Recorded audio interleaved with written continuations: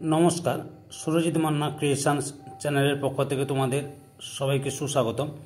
আশা করি তোমরা সকলে ভালো এবং সুস্থ আছো। আমি তোমাদের জন্য এই ভিডিওটিতে তুলে ধরছি 2025 সালের ফার্স্ট সামেটিভ ইভ্যালুয়েশন তথা প্রথম পর্যায়ক্রমিক মূল্যায়ন তথা ফার্স্ট ইউনিট টেস্টের জন্য ক্লাস 8 তথা অষ্টম শ্রেণীর রায় ও মার্টিন প্রশ্ন বিচিত্রার ভূগোলের এক্সেল প্রশ্নপত্রের সম্পূর্ণ সমাধান করছি। তোমরা এই চ্যানেলের মাধ্যমে ক্লাস 8-এর রায় ও মার্টিন প্রশ্ন বিচিত্র থেকে বাংলা, ভূগোল, ইতিহাস এবং পরিবেশ বিজ্ঞানের সমাধান পাবে। তার আগে তোমাদের কাছে অনুরোধ, তোমরা ভিডিওটি না টেনে পুরোটা দেখো। ভিডিওটি কেমন লাগলো কমেন্ট করে জানিও, ভিডিওটিতে লাইক দাও এবং ভিডিওটি প্রচুর পরিমাণে তোমাদের বন্ধু বান্ধবীদের মধ্যে শেয়ার করো এবং চ্যানেলটি নতুন হলে তাহলে চ্যানেলটিকে সাবস্ক্রাইব করে চ্যানেলের সঙ্গে যুক্ত হয়ে যাও। আলোচনা শুরু করছি। 6 নম্বর মডেল সেটে গোরাবাজার আইস ইনস্টিটিউশন এবং পরমানন্দপুর জগন্নাথ ইনস্টিটিউশন, এই দুটো স্কুলের প্রশ্নপত্রের সেটটি আলোচনা করছি। একের দাগে সঠিক উত্তরটি নির্বাচন করে লেখো। প্রথম প্রশ্ন, ক্রোফেসীমা ও নিফেসিয়ার মধ্যে অবস্থিত বিযুক্তি রেখাটি হল অপশান বিতে রেপিড ত্রিবিযুক্তি রেখা। 2-এর দাগে ভূঅভ্যন্তরে কঠিন তরল যে কোনো মাধ্যমের মধ্য দিয়ে প্রবাহিত হতে পারে ভূমিকম্পের যে তরঙ্গ সেটি হল অপশান সিতে পি তরঙ্গ বা প্রাথমিক তরঙ্গ বা পি ওয়েভ।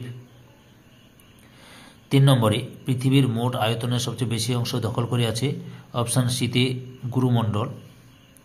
4 নম্বরে শিলামণ্ডলের গভীরতা প্রায় অপশান ডিতে 100 কিলোমিটার। 5-এর দাগে কেন্দ্রমণ্ডলের অপর নাম অপশান এতে নিফে। 6-এর দাগে রবিনসন দ্বীপের গভীরতা অপশান বিতে 3 থেকে 4 কিমি। 2-এর এতে শূন্যস্থান পূরণ করো। প্রথম প্রশ্ন, ভুটানের রাজধানীর নাম হলো ড্যাশ। ভুটানের রাজধানীর নাম হলো থিম্পু। আর 2 দাগে রয়েছে দারুচিনির দ্বীপ বলা হয় ড্যাশকে। দারুচিনির দ্বীপ বলা হয় শ্রীলঙ্কাকে।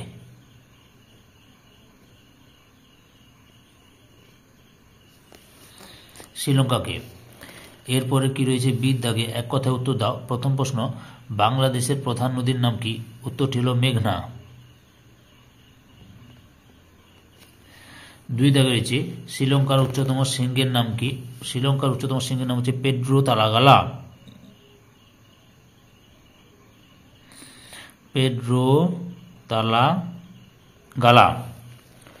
এরপরে 3-এর দাগে কি রয়েছে, নিচের প্রশ্নগুলির উত্তর দাও। প্রথম প্রশ্ন রয়েছে সার্ক সম্বন্ধে সংক্ষিপ্ত বিবরণ দাও। পুরো কথা south Asian association of regional cooperation বা দক্ষিণ এশীয় আঞ্চলিক সহযোগিতা পরিষদ। উদ্ভব 1985 সালে 8ই ডিসেম্বর এই পরিষদ গঠিত হয়। সদস্য গঠনকালে সার্ক 7টি দেশ নিয়ে গঠিত হয়েছিল, কিন্তু বর্তমানে এর সদস্য সংখ্যা 8, যথা ভারত, নেপাল, বাংলাদেশ, ভুটান, শ্রীলঙ্কা, পাকিস্তান, মালদ্বীপ ও আফগানিস্তান। সদর দপ্তর হচ্ছে নেপালের রাজধানী কাঠমান্ডুতে অবস্থিত। উদ্দেশ্যগুলি লিখে দেবে, অর্থাৎ বিনিময় ঘটানো, এত রূপান্তর লিখবে।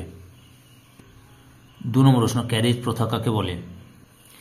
এক ধরনের জলসেচ প্রথা হল ক্যারেজ প্রথা। পাকিস্তানের পশ্চিমে শুষ্ক অঞ্চলে প্রচণ্ড তাপে শুকিয়ে যাওয়ার ভয়ে মাটির উপর দিয়ে জল নিয়ে যাওয়া সম্ভব হয় না বলে মাটির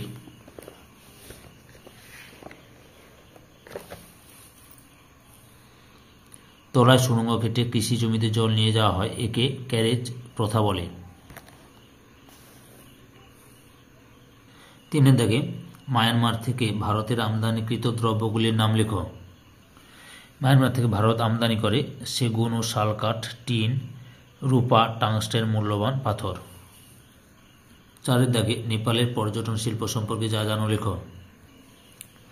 পর্যটন নেপালের বৃহত্তম শিল্প ও বিদেশি মুদ্রা আহরণের বৃহত্তম উৎস। পৃথিবীর 10টা উঁচু পর্বতশৃঙ্গের মধ্যে 8টা নেপালে অবস্থিত। সারা পৃথিবীর পর্বতারোহীরা নেপালে পর্বতারোহণ করতে আসেন। পৃথিবীর উচ্চতম পর্বতশৃঙ্গ মাউন্ট এভারেস্ট নেপালে রয়েছে, যা পর্বতারোহীদের বিশেষ আকর্ষণ। কাঠমান্ডু, নাগরাকোট, পোখরা, লুম্বিনী, অন্নপূর্ণা প্রভৃতি নেপালের দর্শনীয় স্থান।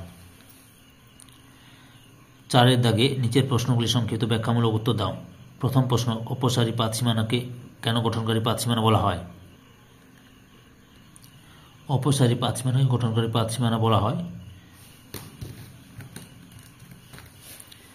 এখান থেকে শুরু করবে, যেমন মধ্য সমুদ্রে চলে সেটা এত রূপান্তর লিখবে। 2-এর দাগে ভূমিকম্পের প্রাকৃতিক কারণগুলি উল্লেখ করো। ভূমিকম্পের প্রাকৃতিক কারণ এখান থেকে শুরু করবে। 1 নম্বরে পাত সঞ্চালন, 2 নম্বরে নবীন ভঙ্গির পার্বত্য অঞ্চল, 3 নম্বর কারণ অগ্নুৎগমন, 4 নম্বর বাষ্প রাশির চাপ, 5 নম্বরে রয়েছে ধস, তারপরে রয়েছে হিমানী জলপ্রপাত, উল্কাপাত, কাস্ট অঞ্চলে হাতের ধস, এত পর্যন্ত লিখবে, ফলে ভূমিকম্প হয় এত পর্যন্ত লিখবে। বুঝতে পেরেছ? 3 নম্বর প্রশ্ন টিকা লেখো। প্রশান্ত মহাসাগরে আগ্নেয় মেঘলা। বিশ্বের 80% আগ্নেয়গিরি প্রশান্ত মহাসাগরকে ঘিরে নিরপেক্ষ। এখান থেকে শুরু করবে। পূর্ব উপকূলীয় বলয়, পশ্চিম উপকূলীয় বলয়, অধিকাংশ আগ্নেয়গিরির অবস্থানের কারণ, প্রশান্ত মহাসাগরে আগ্নেয় মেঘলা বলা হয়, এত পর্যন্ত লিখবে। 4 দাগে ভূগাঠনিক প্রক্রিয়া বলতে কি বোঝো? সংজ্ঞা এখান থেকে শুরু করবে। ভূগাঠনিক প্রক্রিয়ার বৈশিষ্ট্য লিখবে। তারপরে অন্তর্জাত প্রক্রিয়া, বহির্জাত প্রক্রিয়া ধরে ভূপৃষ্ঠে ক্রিয়াশীল হয়ে ভূমিরূপের পরিবর্তন ঘটায় তাকে বহির্জাত প্রক্রিয়া বলে, এত পর্যন্ত লিখবে। 5 দাগে নিচের প্রশ্নগুলির উত্তর দাও। প্রথম প্রশ্ন হচ্ছে আগ্নেয় শিলা ও পাললিক শিলার মধ্যে তুলনামূলক আলোচনা করো। এই যে তুলনামূলক আলোচনা লক্ষ্য করো। আগ্নেয় শিলা, পাললিক শিলা, সৃষ্টি, 1 নম্বর সৃষ্টি, শিলার প্রকৃতি, কাঠিন্য, জীবাশ্ম স্তর, কেলাসের অস্তিত্ব, তারপরে রয়েছে ক্ষয়িষ্ণুতা, জলশোধন ক্ষমতা, খনিজের উপস্থিতি, সৃষ্ট ভূমিরূপ, উদাহরণ। বুঝতে পেরেছ? মোট 11টি পার্থক্য তোমাদের সামনে তুলে ধরছি, ভালোভাবে পড়ে নাও। 2 নম্বর প্রশ্ন প্রাথমিক শিলা কাকে বলে? উদাহরণসহ আগ্নেয় শিলার শ্রেণীবিভাগ করো। আগ্নেয় শিলা কথাটির ইংরেজি প্রতিশব্দ এখান থেকে শুরু করবে। তারপরে উদাহরণ ব্যাসল্ট, গ্রানাইট, এগুলো লেখো, তুলে নাও। তারপরে দেখাচ্ছি এই যে শ্রেণীবিভাগ, আগ্নেয় শিলা শ্রেণীবিভাগ, নিচারী আগ্নেয় শিলা, উদ্ভিদী আগ্নেয় শিলা। তারপর উদ্ভিদী আগ্নেয় শিলার যে 2টি ভাগ আছে, উপপাতালিক শিলা এবং উপপাতালিক শিলা। উদাহরণ পরফাইরি ডোলেরাইট। এই ছবিটি দেওয়ার চেষ্টা করবে। বুঝতে পেরেছ? পরের প্রশ্ন 3 নম্বরে শিলাচক্র বলতে কি বোঝো? এই যে ভূ অভ্যন্তরে উত্তপ্ত ম্যাগমা ভূপৃষ্ঠের, এখান থেকে শুরু করবে।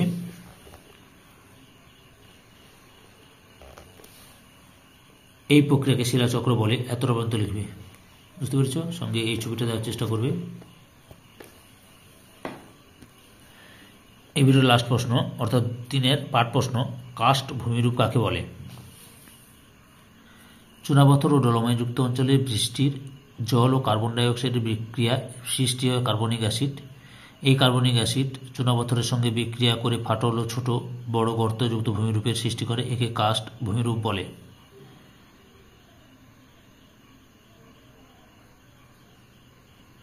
সম্পূর্ণ ভিডিওটি দেখে আমার চ্যানেলে পাশে থাকার জন্য তোমাদের সবাইকে অসংখ্য ধন্যবাদ।